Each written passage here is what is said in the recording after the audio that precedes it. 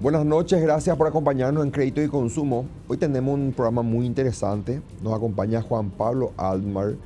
Juan Pablo es presidente de la Asociación Latinoamericana de Privacidad. También es codirector en la Universidad Torcuato Itela de las materias de Derecho, Inteligencia Artificial, Protección de Datos Personales. Lo conocí porque es docente mío en una diplomatura que estoy haciendo ya hace varios meses en esta universidad. Con él vamos a abordar el tema de la inteligencia artificial, de la importancia de la protección de los datos personales y de todo esto que nos debemos de compenetrar día a día, porque es lo que se viene a nivel regional, a nivel global, y Paraguay no puede estar ajeno a esto. A la vuelta a la presentación comenzamos con el programa.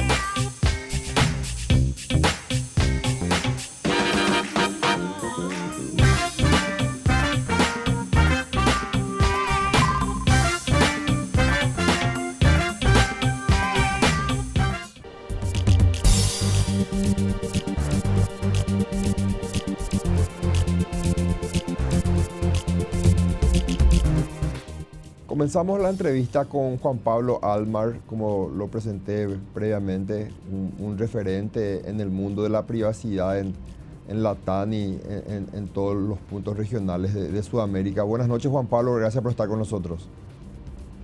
Buenas noches, doctor, muchas gracias y gracias por la invitación. Juan Pablo es mi profesor en la diplomatura de la Itela. Estamos ahí hace unos meses, digamos, aprendiendo de varios módulos en un diplomado muy interesante de la universidad. Juan Pablo, queríamos enfocarnos en esta entrevista en lo que es, atiende tu experiencia en el día a día, que tiene que ver con el tratamiento de los datos. Hoy en día se volvió a nivel regional un foco muy importante comenzar a tener en cuenta ciertos parámetros en relación a cómo uno recaba datos personales, datos sensibles de las personas, cómo uno los comparte, cómo uno los trata.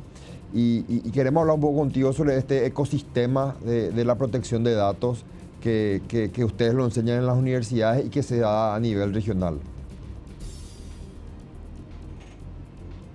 Bueno, como ya sabes, Stefan, el ecosistema se compone, en primer lugar, del titular del dato, de la persona cuyos datos están siendo procesados, ¿no? O pueden ser procesados. Yo, en mi caso, si una empresa, yo le brindo mis datos, yo soy el titular de los datos. Después tengo el responsable del tratamiento de los datos, que es esa empresa que obtiene mis datos para una finalidad legítima y los procesa de acuerdo a la normativa. Después puede existir o no un encargado de tratamiento, en general lo hay. El encargado de tratamiento es quien el responsable contrata para realizar una parte del tratamiento. En nuestro caso, digo, cualquiera que tenga datos personales en la nube está ante un encargado de tratamiento, ¿no? La nube es un encargado de tratamiento. Y después tengo, en general, no en todos los países, pero sí se va volviendo cada vez más común en América Latina, en Europa ya es bastante común, en Australia, en China y en otros países, la DPA, la autoridad que controla cómo se procesan esos datos entre las distintas partes del ecosistema, ¿no? Juan Pablo, te consulto si en la doctrina de la TAM existe alguna uniformidad sobre los derechos que tiene este titular de datos, este ciudadano común sobre quien se hace un tratamiento de su información. ¿Existe una uniformidad en los derechos que le deben de ser protegidos a este titular del dato? ¿O eso varía de acuerdo a cada país? Te diría, no 100%, pero los derechos ARCO, conocidos como los derechos ARCO, están resguardados en casi todos los países que tienen, o en todos los países que tienen normativa sobre protección de datos personales hoy en día. ¿Qué son los derechos ARCO? El derecho a acceder a mis datos. Yo tengo derecho a solicitarle a cualquier empresa o organismo público, cuando haya una ley que me lo permita, ¿no? Digo, no en todos los países de América Latina hay una ley que me habilite este derecho, pero sí en la mayoría. Tengo el derecho de solicitar acceder a qué datos se están procesando sobre mí y de dónde fueron obtenidos. Este es el conocido como el derecho de acceso. Una vez que accedo, puedo también tener el derecho a la modificación, actualización o rectificación de esos datos en el caso de que que sean erróneos. Y por último, tengo la posibilidad en general en todas estas normativas de suprimir estos datos, de pedir la supresión de estos datos cuando sean falsos o desactualizados o ya hayan dejado de ser útiles para la finalidad para la cual fueron recolectados. Porque uno de los principios generales bastante uniforme, creo que totalmente uniforme en todas las normativas de protección de datos, es que los datos se recolectan con una finalidad. Es decir, por ejemplo, yo recolecto, esta empresa recolecta mis datos para facturarme, realizar una factura y poder emitirme, cobrar un servicio, y después los quiere usar para un sorteo. En principio ese uso no es compatible con con la finalidad de la recolección que fue planteada, como por ejemplo la facturación. Entonces, esos derechos son generales y están reconocidos por todas las normativas. Algunas normativas más nuevas, como la de Brasil o la de Ecuador, traen el derecho a la portabilidad de los datos, a la posibilidad de que yo le pida a un responsable que transmita mis datos a otro responsable, pero todavía no es un derecho totalmente incorporado en las normativas de la región. Juan Pablo, este punto de la finalidad del tratamiento es algo bastante importante y yo creo que un parámetro clave en este mundo del tratamiento de datos. Y quiero dar unos ejemplos para que hablemos de consecuencias, de incumplimiento en relación a este tema, ¿verdad? Hace poco se dio aquí en Paraguay una situación donde en un partido de fútbol había una empresa que recababa información en el estadio sobre las personas para hacer consultas sobre cuestiones estadísticas que tenían que ver con el deporte, ¿verdad? Y se tomaba sus datos y la gente aportaba esa información. Resulta que luego a la semana próxima, esa base de datos fue compartida con una empresa que comenzaba a ofrecer productos electrodomésticos y o sea, se le dio una finalidad distinta por la cual se originó el hecho de compartir la información. Ahí estamos hablando de un incumplimiento en la finalidad del tratamiento, Juan Pablo. Sí, no necesariamente, porque puede ser que la finalidad del tratamiento se mantenga, o sea, que la empresa siga ofreciendo el proceso, realizando el procesamiento con la finalidad que lo planteó, pero sí lo cedió de manera ilegítima a un tercero para otra finalidad. Entonces, esa cesión de los datos, cuando le comparte los datos a esta otra empresa con otro objetivo, con un objetivo comercial, al no haber sido previamente informado al titular del dato, obteniendo el consentimiento expreso del titular, estamos hablando de una cesión ilegítima, con lo cual se podría denunciar ante la autoridad de control, en los países que tienen una autoridad de control, y si no se puede hacer una denuncia, y en algunos países estos derechos están consagrados en la Constitución, aunque no totalmente reglamentados en leyes, se podría iniciar una denuncia sobre este proceso particular, sobre esta cesión. Tu experiencia en Argentina, hoy en día hay un órgano regulador, obviamente ustedes tienen una ley marco general sobre protección de datos, aquí en Paraguay aún no la tenemos, está en tratamiento en el Congreso Nacional. Tienen un órgano regulador, es un órgano regulador que a quien la ley le faculta a imponer multas a aquel infractor de la ley, ¿verdad? O sea, hay a lo mejor un sumario administrativo donde se investiga la infracción X y hay multas que se le impone a aquel quien infringió la ley, ¿verdad? Supongo que sería ese el procedimiento, Juan Pablo.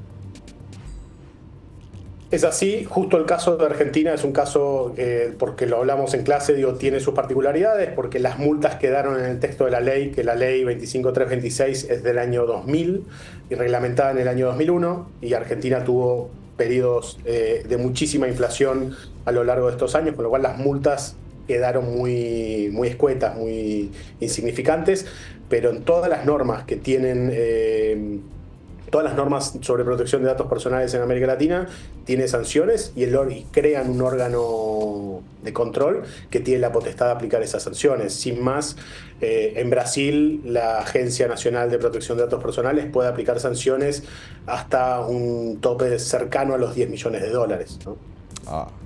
Una multa interesante, o sea, un monto interesante. Quiero también abordar contigo el tema.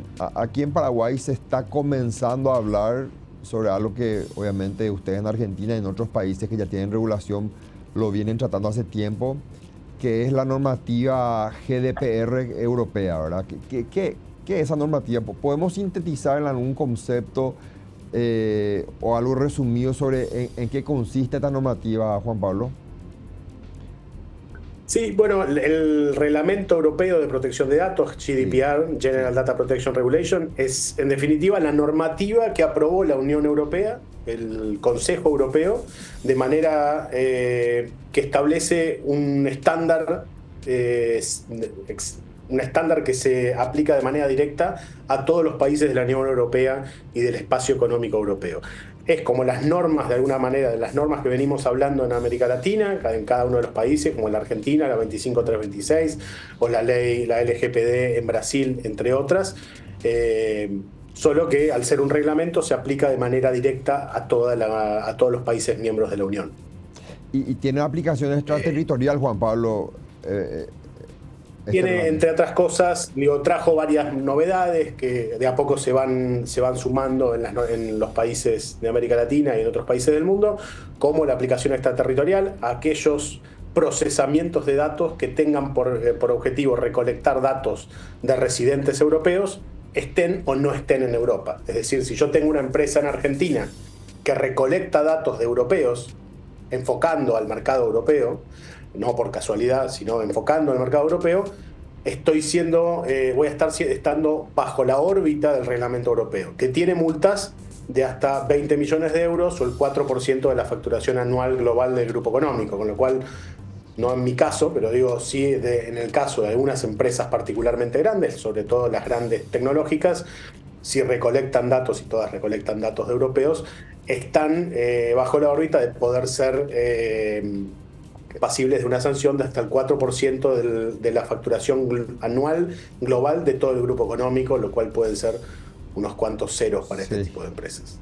Recientemente se dio un caso aquí en el Congreso Nacional, en la Cámara de Senadores. Existía un anteproyecto de ley, Juan Pablo, donde se establecía una facultad para un órgano regulador paraguayo de poder solicitar información a una fundación o a alguna entidad cuyo fondeo económico provenía de Europa.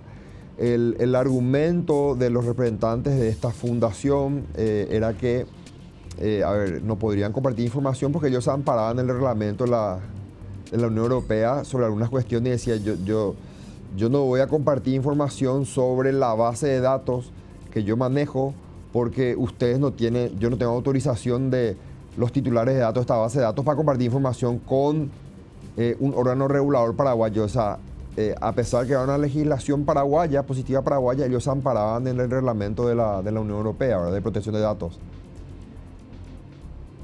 Bueno, son casos que suceden muy a menudo.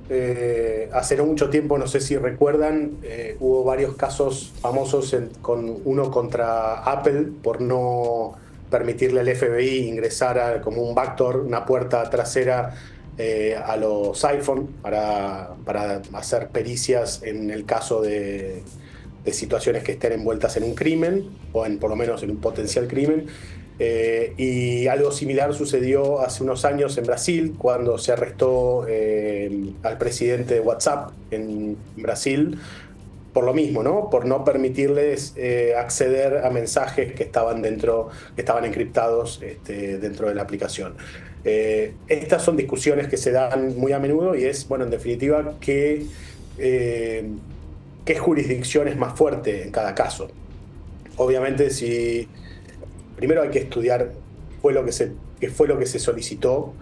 En general, el hecho de que sea por parte de un ente regulador habilitaría al organismo a entregar esa información. Digo, si yo estoy operando en Paraguay y un ente paraguayo me solicita determinada información, debería en principio dársela, salvo que el acceso a esa información esté resguardado y no tenga necesidad el ente paraguayo de conocerlo, ¿no? Entonces hay que estudiarlo de manera específica, pero bueno, son situaciones que se dan a menudo con estas grandes empresas tecnológicas que tienen presencia global, que están regulados, entre otras normas, sobre todo por la más importante, por el Reglamento Europeo, y bueno, se respaldan en eso. No siempre es correcto la excusa, ¿no?, de respaldarse en el Reglamento Europeo. Juan Pablo, quiero en primer corte y a la vuelta hablar un poco sobre la incidencia de este reglamento europeo en las distintas legislaciones, principalmente de la TAM. Volvemos breve contigo para continuar con el programa.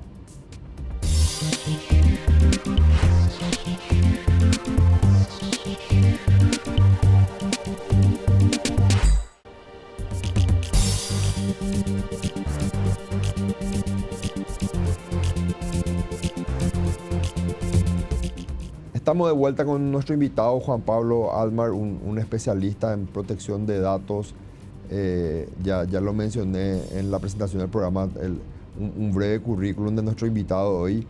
Juan Pablo, quiero abordar contigo y quiero tu opinión sobre, ¿ves como una cuestión necesaria, positiva, la incidencia que va teniendo este reglamento europeo a nivel global? ¿Cuál es tu opinión al respecto? Existen varios países de Sudamérica que lo acogen, otros que no. Hay una tendencia ahí, digamos, dispar en ese sentido. ¿Cuál es tu opinión al respecto, Juan Pablo? Bueno, es una pregunta compleja. Digo, el reglamento tiene muchas cuestiones técnicas positivas que creo que cualquier especialista en protección de datos estaría de acuerdo en incorporar en los distintos países de América Latina, pero también tiene algunas falencias muy particulares, ¿no? Por ejemplo, este tema de las multas, ¿no?, que hablamos hace un rato, del 4% de la facturación anual global del grupo económico, no necesariamente pareciera que es un esquema sancionatorio replicable para cualquier país, ¿no? No es lo mismo que la Unión Europea te diga, si querés operar en la Unión Europea estás expuesto a este riesgo, al 4% de tu facturación global de todas las empresas del grupo, a que te lo diga, Argentina, Chile, Uruguay, Paraguay, Bolivia, quien sea, cualquiera de estos países. Si te está diciendo eso, te expone a hacer un análisis de riesgo entre el potencial de mercado que hay en ese país y el riesgo que está asumiendo la empresa que decide operar y procesar datos en ese país, ¿no? Entonces, ese es un primer punto. Y bueno, y por otro lado, digo, son normas muy exigentes que si se aplican en países que no tenían ningún tipo de normativa, expone a situaciones muy conflictivas con respecto al cumplimiento, porque lleva mucho tiempo generar cultura de privacidad en una empresa. En un país que no tiene una normativa, probablemente directamente no haya profesionales capacitados para implementar este tipo de soluciones, con lo cual tengan que salir a buscar profesionales en el extranjero con costos mucho más altos. Con lo cual no necesariamente está bien. Sí entiendo que los distintos países estén mirando el reglamento europeo porque es el estándar, ¿no? Estamos hablando de que nos guste o no, algunos están de acuerdo con el reglamento, otros prefieren estándares distintos, pero sin lugar a dudas se transformó en el estándar más reconocido a nivel global, por lo cual tiene lógica que los distintos legisladores estén mirando hacia Europa.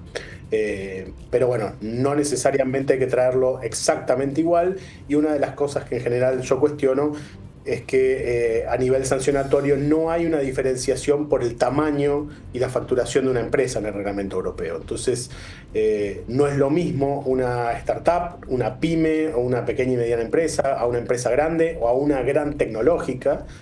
Cada una tiene una capacidad totalmente distinta de implementar los niveles de seguridad y de cumplimiento normativo que exige el reglamento. Con lo cual, uno de los problemas, y lo mismo está pasando con el nuevo reglamento sobre inteligencia artificial que se sancionó en Europa este año, y es que muchas empresas pequeñas no tienen forma de cumplir con tantas regulaciones. Con lo cual, ahí sí creo que los estados latinoamericanos deberían tratar de ayornar el reglamento europeo a un esquema que permita la innovación, que permita a las nuevas empresas desarrollarse y empezar a cumplir de manera progresiva hasta de acuerdo al nivel de facturación y de capacidad económica de ofrecer niveles de cumplimiento absolutos, ¿no? Pero que sí exista ese juego y esa posibilidad de ir desarrollándose. Si no, es muy difícil hoy en día generar una empresa tecnológica desde cero si tengo que empezar cumpliendo con todos los requisitos del reglamento europeo. Y ese es un problema que hoy se está importando de manera bastante poco clara. Sí, coincido contigo y me parece muy importante lo que acabas de precisar, porque quiero volver a darte un ejemplo. Meses pasados fui invitado a una audiencia pública en el Congreso Nacional donde se estaba debatiendo este proyecto de ley de protección de datos personales, ¿verdad? Y en un momento dado estaban los legisladores y referentes de distintas áreas empresariales, sector público, sector privado. Y la verdad que la mayoría estaban un poco, entre comillas, perdidos sobre varias cuestiones más profundas. No había mucha experiencia en el tema. Y estaba una persona, era un español que venía directamente creo que de una fundación española, venía y decía, che, acá está el reglamento de la Unión Europea, tienen que esto trasladarlo a su ley, ¿verdad? Y yo dije, pero trasladarlo sí, lo ideal es que lo traslademos íntegramente y después por el camino vamos viendo si hacemos algún ajuste, modificación. Y ahí yo encontré varias cuestiones, ¿verdad? Aquí en Paraguay también ya hay empresas que están comenzando a invertir en el mundo de la tecnología, Juan Pablo, y encontré un reglamento muy estricto en varias cuestiones que por ahí impedirían el desarrollo de ciertas herramientas tecnológicas, ciertos negocios digitales y muchas cuestiones más. Y ahí también te traigo a la mesa cómo buscamos ese punto de equilibrio, ¿verdad? Todos queremos que la economía se desarrolle, pero también queremos proteger la privacidad de la gente. Hay que buscar un punto de equilibrio, ¿verdad? Para no cercenar cualquier emprendimiento empresarial, ¿verdad? Sí, totalmente. Creo que ese es el gran desafío que tiene el mundo en general para cuidar los datos, que cuidar los datos implica cuidar la privacidad de todo el mundo, porque hoy en día con el nivel de conectividad y de dispositivos conectados a Internet y ahora sumado a la inteligencia artificial y la cantidad de información que nosotros le brindamos a los distintos sistemas, es fundamental que los estados regulen y cuiden y protejan la privacidad y la identidad de las personas, pero teniendo en cuenta y teniendo cuidado en no cercenar la innovación, en no cercenar las nuevas empresas, porque al final el daño puede ser mayor al remedio, ¿no? Sí, coincido con eso. Este tema de la reglamentación de la inteligencia artificial en Europa es algo reciente. Lo hablábamos en clase. Hubieron algunas opiniones, Juan Pablo, que decían probablemente si esto se implementa de esta forma en Europa va a comenzar a cerrarse a la posibilidad de acceder a muchas tecnologías innovadoras, ¿verdad? Porque va a ser tan complejo cumplir con la reglamentación, con la regulación de la IA ya, que hay empresas que ya no van a querer invertir en territorio europeo, ¿verdad? Eso lo ve como algo negativo, teniendo en cuenta esta revolución de la inteligencia artificial que está penetrando en todos los países del mundo, ¿verdad? Sí, la verdad que el tema de inteligencia artificial probablemente sea lo más complejo que nos toca analizar hoy en día. Es probablemente la tecnología más revolucionaria de la historia de la humanidad. Con lo cual todos creemos que hay que regularla, ¿no? Que hay que ver hasta dónde llega, cuál es el riesgo de la inteligencia artificial, cómo evitamos que tome el control y que se apodere que se apodere del mundo, etcétera. Todos vimos las mismas películas seguramente de nuestra época, como Terminator. Pero bueno, hay que tener cuidado porque sobre todo para las regiones lo que se plantea con Europa es: si sos tan estricto y exigís tanto para desarrollar y poner en operación sistemas de inteligencia artificial, si nadie puede cumplir, básicamente te vas a quedar sin empresas propias europeas que desarrollen la tecnología. Y ese es su problema. Hoy siguen teniendo Claude 3, a Anthropic, pero ya invertida por Amazon, con lo cual tampoco es tan europea. Pero ese es un problema fundamental, ¿no? Todos los países van a querer tener su propia inteligencia artificial para no depender de otro. Y bueno, eso se va a complicar si las normas son demasiado exigentes. pero el riesgo es muy alto, con lo cual tampoco es descabellado tener normativas que establezcan determinados límites y obligaciones para quienes hagan el deployment de sistemas de inteligencia artificial generativa como los que estamos viendo en estos días. Con lo cual no es una discusión que tenga una respuesta clara, ¿no? Hay un riesgo y hay un beneficio en regular. No sabemos y veremos en unos años cuál es el resultado. Lo cierto es que hoy en día hay dos grandes jugadores en la carrera de inteligencia artificial, que son Estados Unidos y China. Y en Latam estamos lejos, Juan Pablo. Estamos lejos. Lamentablemente, muy lejos. Y si usted en Argentina están lejos, nosotros acá estamos más lejos, ¿verdad? O sea, Juan Pablo, para ir cerrando la entrevista, en tu día a día, cuestiones positivas de ejemplos que encuentren que haya aportado la inteligencia artificial al mundo, a una sociedad, y cuestiones que de repente te preocupan. Me comentaba hace poco un docente también de la Universidad de Itela, estuvo también invitado acá en el programa, me decía, en un momento dado se debatió en Argentina, porque había un CAPTCHA, en una página web había un CAPTCHA que comenzó a engañar el iris humano, ¿verdad? Entonces, bueno, ahí entramos en una cuestión... Sí, no fue el CAPTCHA, sino fue con ChatGPT, con la más conocida de todas las inteligencias artificiales hoy. En fase de pruebas se le pidió que genere el CAPTCHA. El CAPTCHA, no sé si todos saben, ¿no? Sí. El CAPTCHA es este sistema que le permite al sitio web o a la página donde uno está queriendo interactuar determinar que uno es humano. Entonces, últimamente se utiliza un sistema de Google que nos pide seleccionar dónde hay una moto, o dónde hay una escalera, dónde hay un puente, dónde hay un semáforo.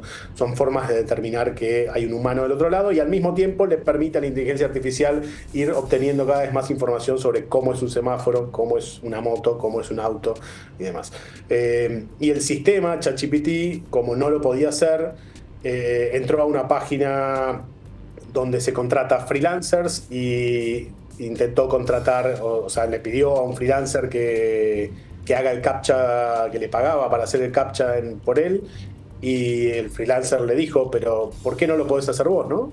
¿Acaso sos un robot? Y ChatGPT le contestó, pensó, analizó y dijo, si le contesto que soy un robot no me va a ayudar, tengo que entonces mentirle, y le dijo que tenía un problema de discapacidad visual y que por eso no podía hacer el CAPTCHA. Y la persona efectivamente lo ayudó y resolvió el CAPTCHA. La realidad es que es muy difícil la pregunta. Yo creo que los beneficios de la inteligencia artificial hoy son gigantescos, y hoy vivimos totalmente atravesados por la inteligencia artificial. Desde cada vez que nos dirigimos a un lugar y utilizamos alguna aplicación para llegar con el mapa que nos dice a dónde ir, desde las aplicaciones de música o de videos o de streaming que nos recomiendan lo que más nos puede llegar a gustar de acuerdo a nuestro estilo de consumo, desde los sistemas de comercio electrónico que también nos dan recomendaciones de acuerdo a cómo nos comportamos y a cómo compramos en el pasado, hasta ahora los nuevos sistemas de inteligencia artificial generativa que nos permiten ahorrar horas y horas en generación de texto, en generación de ideas, en desarrollo de flujos de trabajo, y en lo que va a ahorrar en los próximos pocos años cuando avance en la creación y en el deployment de los agentes de inteligencia artificial, que son el próximo paso de desarrollo, y a donde se le pueda solicitar directamente, se le puedan plantear objetivos a cumplir a la inteligencia artificial, y que la inteligencia artificial utilice una determinada cantidad de herramientas y opciones para llegar a esos objetivos, cómo conectarse con otras herramientas, que básicamente es hacer lo que hacemos nosotros. Nosotros nos conectamos con distintas herramientas para cumplir nuestros objetivos laborales o personales. Entonces, claramente estamos al borde de cambios muy, muy, muy abruptos en cómo vivimos y en cómo se desarrolla el mundo económico. No necesariamente negativos, pero sí creo que son tan abruptos como no fueron nunca en la humanidad, que tenemos que tratar de entenderlos, estudiarlos, analizarlos y ver qué permitimos y qué no, ¿no? ¿Va a estar todo permitido? ¿Dónde ponemos los límites? quién es el dueño de toda esa información, cómo se utiliza, para qué se utiliza. La realidad es que estamos todos en definitiva en el mismo lugar. Todos queremos lo mejor para la humanidad y todos tenemos miedo que la inteligencia artificial algún día tome decisiones por sí sola que no vayan de acuerdo a lo que es lo mejor para toda la humanidad. Entonces, bueno, eso requiere mucho trabajo de las personas más inteligentes del mundo que se están dedicando a desarrollar, implementar y hacer el deployment de estos sistemas. Muy interesante, Juan Pablo, todo lo que nos compartiste en el programa. Te agradezco por el tiempo. Ya te adelanto que estamos organizando con un grupo, una productora y un grupo de empresas, un evento importante sobre protección de datos personales e inteligencia artificial, probablemente en el mes de febrero.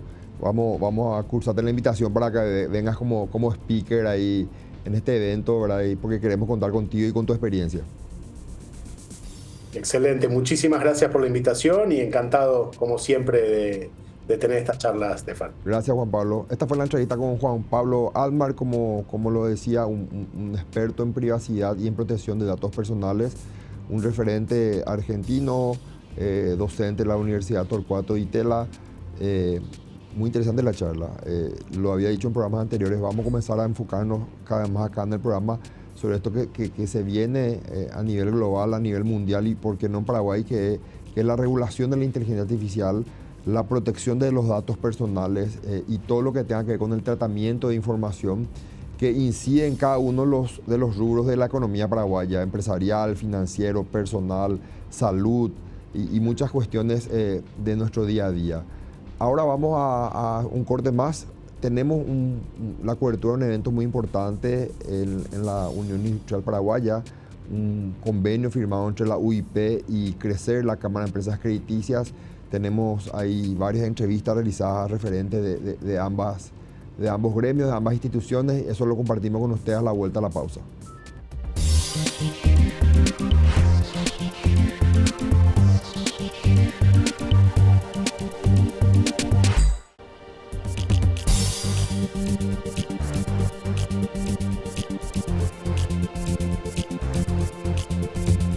Esta firma con esta cámara, ¿verdad?, que es la de los otorgantes del crédito dinerario, es para nosotros una labor importante del trabajo que venimos haciendo, sobre todo en lo que es la aceleración y la formalización de las MIPYMES, ¿verdad?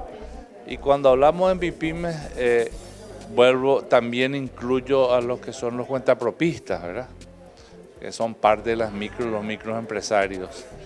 Y es demasiado importante la preocupación que ellos están teniendo por la transparencia y por formar parte de un sistema regulado. Hoy, como estamos sabiendo, ya forman parte, ya están inscritos, ya están formando parte de lo que es la política monetaria nacional, ¿verdad?, a través de las regulaciones del Banco Central. Y con obtener información, conocer la verdad, permite planificar y hace, como decíamos recién, de que el dato mate al relato. Porque muchas veces se dice, esto es así, esto es asado, esto puede funcionar, o las MIPYMES no pueden acceder a esto o aquello. Entonces, la única manera real de poder tener información para poder planificar y trabajar en forma ordenada, como la que tiene que trabajar cualquier empresa y cualquier grupo empresario, ¿verdad?, es a través de la información. Y nosotros agradecemos la confianza, ¿verdad?, de la Cámara de Empresas Crediticias en el sentido de confiar en nuestro equipo de estudios económicos, en la credibilidad de nuestros estudios, que habrá de contribuir, yo creo, positivamente, los resultados habrán de contribuir positivamente para potenciar la economía, para potenciar el crédito, ¿verdad?, y para ir escalando en ese proceso que tenemos hacia el camino al desarrollo real del país. Entonces hablamos de la importancia también de este estudio para tener un alcance a estos estudios, en este caso a estadísticas de datos, ya englobando un poco el rol que tienen estas OCDE. Claro, porque ¿qué es lo que pasa en Paraguay? En Paraguay históricamente siempre trabajamos en base a la información, a la intuición y pocas veces en base a la estadística y a los números. Entonces esto permite realmente un trabajo ordenado. Hoy las exigencias del mercado, hacia donde va la economía y la tecnología, ya no nos permite más poder trabajar, ya no nos permite poder trabajar sin datos, sin información, sin indicadores. Y bueno, y desde UIP ustedes saben que a través de nuestro Centro de Estudios Económicos estamos trabajando en eso. Inclusive ayer publicábamos una estadística sobre lo que son las remesas al país de la gente que está afuera. Es una linda noticia como ingreso, pero indica cuando mayor es los niveles de ingresos, o sea, cuando mayor el nivel de ingresos respecto al Producto Interno Bruto, también indica un nivel menor de desarrollo de los países. O sea, es halagador la información, pero tenemos que saber qué significa esa información. Bueno, esa información significa que tenemos que trabajar más en generación de empleo, en inversión, en atracción de inversiones. ¿Para qué? Para que nuestros compatriotas no tengan la necesidad de estar migrando al exterior para poder enviar dinero o sostenibilidad a sus familiares, o generar sostenibilidad a sus familiares. De esta manera podríamos hablar también de la inclusión financiera y el compromiso que se tiene con esto. Y esto tiene, sin ninguna duda, un objetivo real, que es no solo la inclusión, sino que la formación financiera, o sea, la educación financiera. Nosotros no solo tenemos que incluirle a la gente en el mercado formal y que tengan acceso al crédito, incluir una cosa y que tengan acceso al crédito es otra, sino que también tenemos que educarlos en el manejo financiero. Tenemos que enseñarles cómo realmente manejar esos créditos, en qué casos tomar esos créditos y cómo aplicarlos directamente en su actividad económica, ¿verdad? Y eso hace parte de la educación financiera y que sin ninguna duda va a llevar hacia una mayor inclusión financiera. Estamos muy contentos de este convenio, de este contrato con el Centro de Estudios Económicos de la UIP, en el cual estamos buscando munirnos de más datos, de conocer, de tener información acerca del mundo crediticio para poder generar inclusión financiera, para poder educar financieramente a nuestros conciudadanos, de forma a los individuos y también a las MIPYMES que hoy tienen demasiados problemas todavía para tener acceso al crédito y a todos los servicios financieros que requiere una empresa, sobre todo cuando está en esa fase de arranque. Así que bueno, tener la información, poder conocer las necesidades es fundamental para poder adecuarnos y poder hacer fluir el crédito y hacer que la inclusión financiera en Paraguay sea una realidad. Justamente con este estudio se pondría también a mano estas estadísticas, en este caso estos datos, englobando de esta manera también el rol que tienen las OCDEs en nuestro país. Sí, decíamos en la presentación de que el dato mata el relato. Entonces estamos buscando tener, digamos, la información precisa para poder hablar con propiedad y para poder actuar en consecuencia y tener un impacto real. Acá el gran enemigo a vencer es el crédito informal, el crédito subterráneo, me gusta a mí llamarlo, el crédito negro, que fluye y goza de muy buena salud en Paraguay.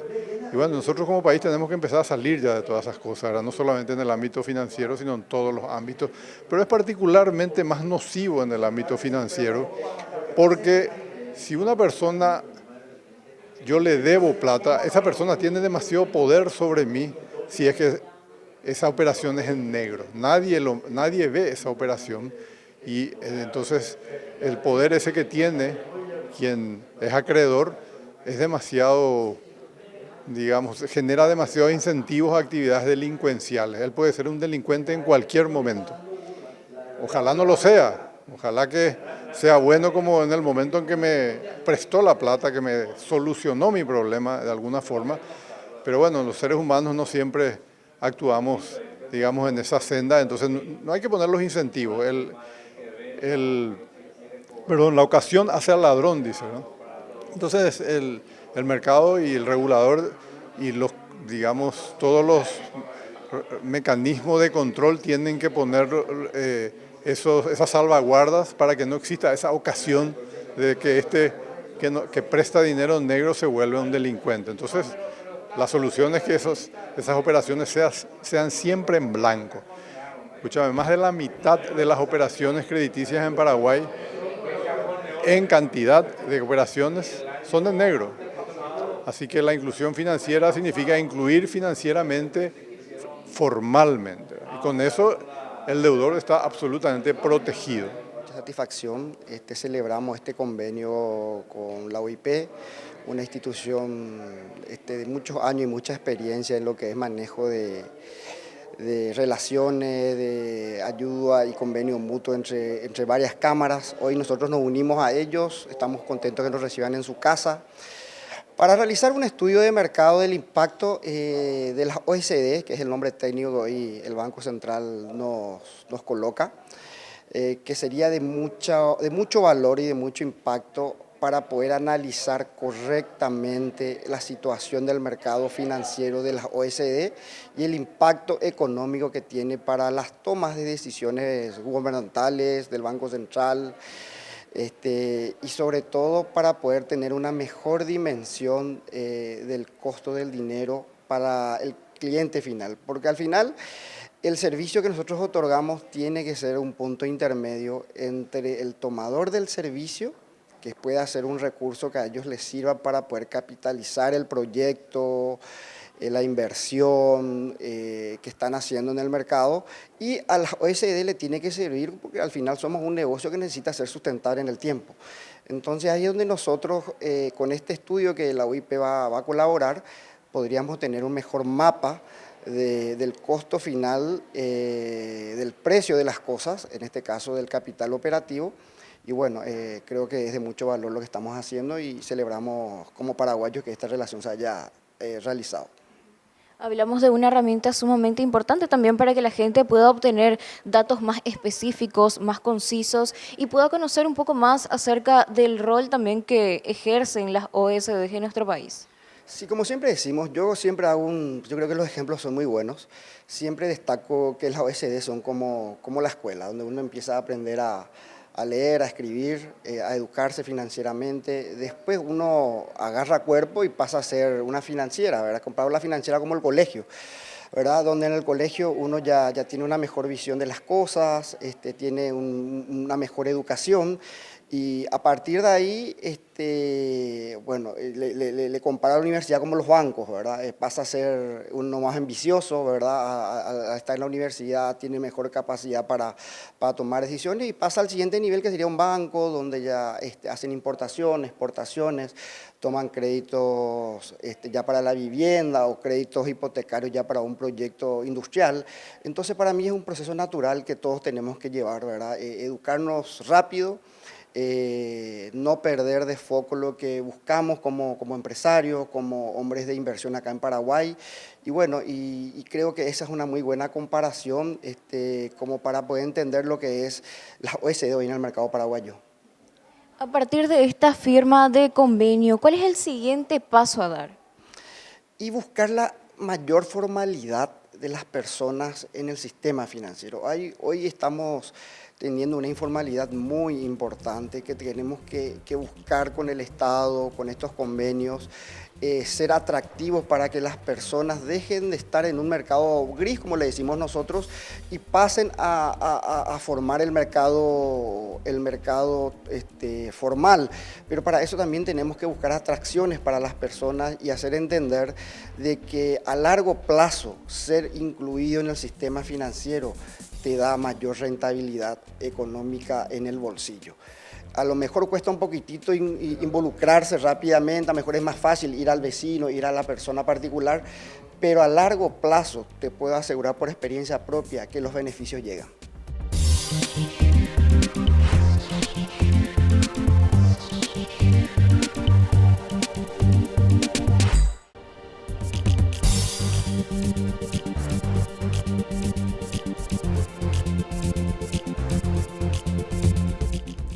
A continuación, en el próximo bloque, estaremos hablando con Camila Rejalaga. Ella es presidenta de la empresa Dr. Valé. Dr. Valé es una empresa de medicina prepaga que aporta no solo soluciones que tienen que ver con el mundo de la medicina, sino también aporta a mi criterio soluciones que tienen que ver con una manera de prevenir el sobreendeudamiento en el sistema financiero. Camila nos explicará varios productos y servicios que tienen en Dr. Vale. Dr. Vale nace hace 4 años con la idea de democratizar lo que vemos como atención médica de calidad. Veíamos una disparidad bastante grande entre el porcentaje de población que podía acceder a un seguro médico privado y el resto de la población que dependía de IPS y centros de salud. Entonces fue así que en 2020 comenzamos la clínica primero solo con consultas, que hoy en día ya contamos con 9 consultas en especialidades que serían clínico, ginecología, urología, nutrición, dermatología, geriatría y medicina familiar. Y en base a eso, los pacientes nos fueron pidiendo más servicios y hoy en día ya contamos también con estudios, laboratorio propio y hasta pequeños procedimientos como remoción de verrugas también ofrecemos hoy en día en la clínica. ¿Cómo colaboran ya desde Dr. Vale a ayudar a disminuir el sobreendeudamiento también en las entidades financieras que dan créditos? Sí, nosotros vimos desde un principio que había bastantes empresas que querían ofrecer para sus clientes el beneficio de servicios de salud. Fue así que nos acercamos a empresas otorgantes de crédito y vimos que muchos de nuestros clientes también eran clientes de ellos, que podía haber, digamos, una alineación entre las personas que nosotros atendíamos y ellos buscaban dar un beneficio extra. Especialmente cuando vimos que el cliente de la casa de crédito piensa 2 veces en atrasarse de su cuota si tiene como beneficio el servicio de salud, porque una forma de controlar los niveles de mora fue: estás al día con tu pago, seguís accediendo al beneficio de tu plan con Dr. Vale. Para reiterar nada más, ¿cuáles son los servicios que ofrecen en este lugar? Tenemos consultas médicas, estudios, pequeños procedimientos ambulatorios y laboratorio. Hoy en día también ofrecemos chequeos laborales, que serían los exámenes anuales y admisionales que exige el Ministerio de Trabajo. Entonces trabajamos con empresas para tener eso en orden. Justamente, ya que mencionaba aquellas empresas interesadas en trabajar con Dr. Vale, ¿cómo pueden hacerlo? Sí, nos pueden contactar al celular 0991 709 699.